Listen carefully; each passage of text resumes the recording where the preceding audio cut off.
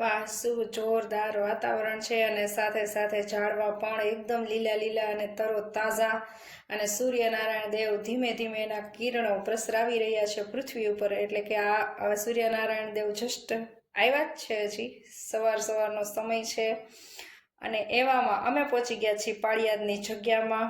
મિત્રો, આપ જોઈ શકો છો કેટલી મસ્ત જગ્યા છે.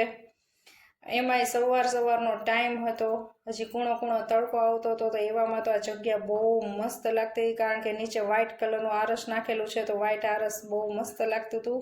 અને આ જે એક જગ્યા જે છે એમાં જૂની ડિઝાઇનના સ્તંભો હતા, એ બહુ મસ્ત લાગતા હતા. અને ખરેખર ખૂબસૂરત જગ્યા છે પાળિયાદની. આનો ઇતિહાસ તો મને બહુ ખબર નથી, તમે લોકો યુટ્યુબમાં સર્ચ કરી લેજો. પણ કહેવાય છે કે અહીંયા રામદેવ પીરે અવતાર લીધો હતો, એવું અમને એક ભાઈએ કીધું હતું. તો મિત્રો, મને આ જગ્યા જોઈને એવું થઈ ગયું કે કાશ મારો આવો બંગલો હોત.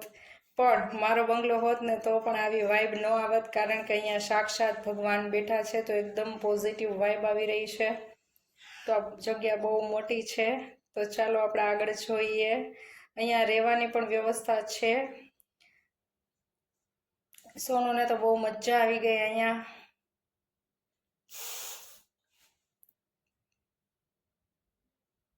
ફૂલ તોડવાની મનાઈ હતી, પણ મેડમ માને તો ને. અને અહીંયા મને એમ લાગે છે કે જગ્યાના ટ્રસ્ટીઓ રહેતા હશે. મમ્મી ઓર્ડર આપી રહ્યા છે કે ચાલો સામે જોઈએ, બહુ મસ્ત લાગે છે, કંઈક જોવા જેવું છે. તો ચાલો આપણે સામે જોઈ આવી. દરવાજો કેટલો મસ્ત હતો, લાકડાનો, જોરદાર હતો. અહીંયા બધી પુરાણી વસ્તુ રાખેલી છે ડિસ્પ્લેમાં જોવા માટે. આ સ્તંભ જે છે એની ખૂબસૂરત ડિઝાઇન છે અને એકદમ ઊંચો સ્તંભ છે. અને આ રજવાડી ખાટલા રાખેલા છે જોવા માટે. અને પૌરાણિક વસ્તુઓ છે.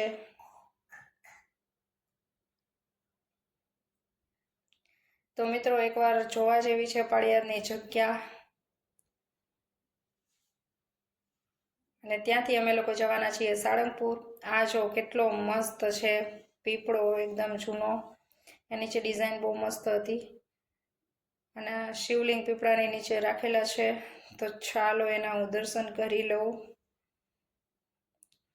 અહીંયા મને એમ છે પ્રગટ થયા હશે, કંઈ ખ્યાલ નથી, પણ જે હોય તે આપણે દર્શન કરી લઈએ.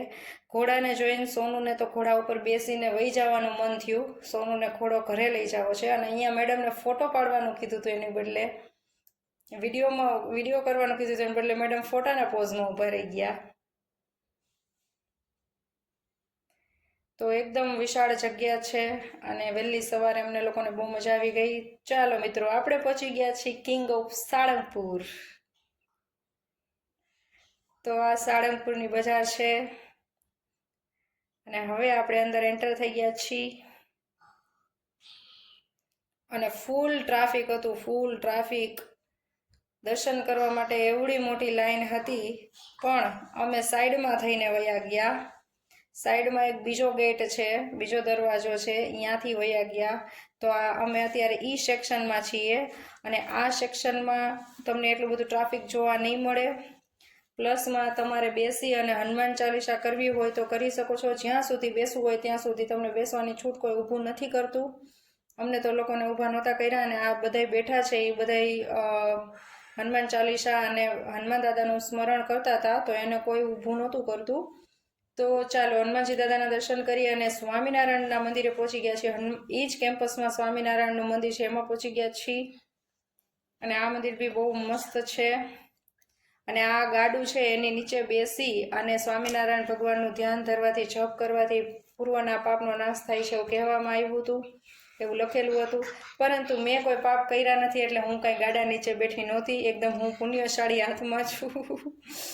અને આ બંગલો જોઈને મને એમ થાય છે કાશ આ બંગલો મારો હોત. કેટલો મસ્ત બંગલો છે, પણ અહીંયા જવાની પરમિશન કોઈને નહોતી, બંધ હતો.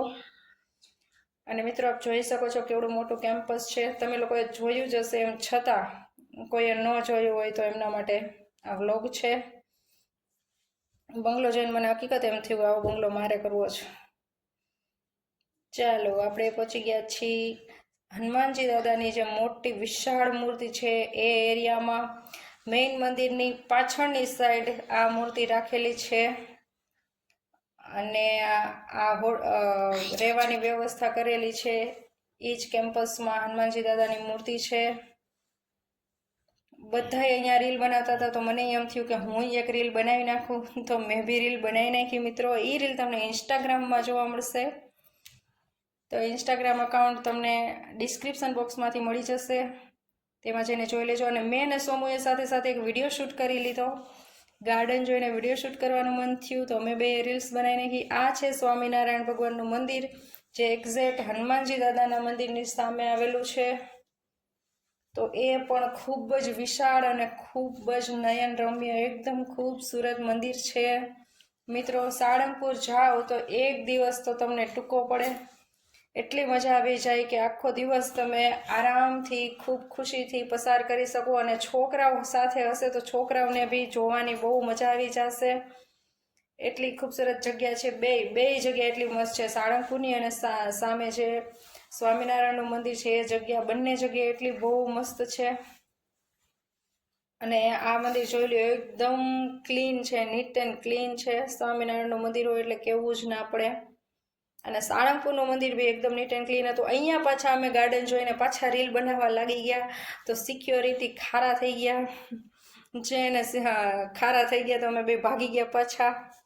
અને આ સામે એક મોટું મંદિર દેખાતું હતું, એમાં અમે એન્ટર થઈ ગયા છીએ. મારા સિવાય કોઈ વિડીયો શૂટ નહોતું કરતું, બધા શાંતિથી દર્શન કરતા હતા. પણ મારી માથે સ્વામિનારાયણ ભગવાનની મહેરબાની છે એટલે હું એક જ વિડીયો શૂટ કરતી હતી. અને મેં આ થોડાક ફોટા ક્લિક કરી લીધા. અને હા મિત્રો, આ કેમ્પસમાં એક મેરેજ થતા હતા. બહુ મસ્ત વાતાવરણ હતું, બધા મસ્ત તૈયાર થઈને આવ્યા હતા. તો મને બી એમ થઈ ગયું કે કોક અહીંયા મારા સગાવાલા મેરેજ રાખે તો સારું, મને અહીંયા મેરેજ એન્જોય કરવા મળે. અને ફાઇનલી અમે લોકો હવે જાય છીએ ઘરે રિટર્નમાં. અને માધવ હોટલ આવી ગઈ છે રસ્તામાં, મોરબીવાળા હાઈવે ઉપર. ખબર નથી કે માધવ હોટલમાં કેવું મળે છે, એમ છતાં સારું જ મળતું હશે એવું માનીને અમે ઘૂસી ગયા. પણ ના, બહુ મજા આવી, જમવાની બહુ મસ્ત મળે છે. અને મસ્ત એવો ગાર્ડન જોઈને અમને લોકોને ગાર્ડનમાં રમવાનું મન થઈ ગયું. અને મારું તો હજી બચપન છે જ, તો હું કેમ બાકાત રહી જાઉં હિંચકા ખાવામાંથી. તો સોનુની સાથે સાથે લગ્યા જ મેં બી હિંચકાને લપસ્યા ખાઈ લીધા. અને ઝૂલતો પુલ પડી ગયો છે, પણ ઝૂલતા પુલની કમી અહીંયા પૂરી થઈ ગઈ છે. તો મને ઝૂલતા પુલની બહુ કમી લાગતી હતી, તો મેં પણ લગ્યા હાથ ઝૂલતા પુલ ઉપર ચાલી લીધું, ઠેકડા મારી લીધા, લપસિયા બી ખાઈ લીધા, લાગ્યું મને. અને છેલ્લે મસ્ત મસ્ત ફોટા પાડી લીધા. તો મિત્રો, તમને કેવો લાગ્યો સાળંગપુરનો વ્લોગ? શું તમે સાળંગપુરની જગ્યા જોયેલી છે? વિડીયો ગમ્યો હોય તો વિડીયોને લાઇક કરજો, સારી કમેન્ટ કરજો અને ચેનલને સબસ્ક્રાઈબ કરી દેજો. Thanks for watching.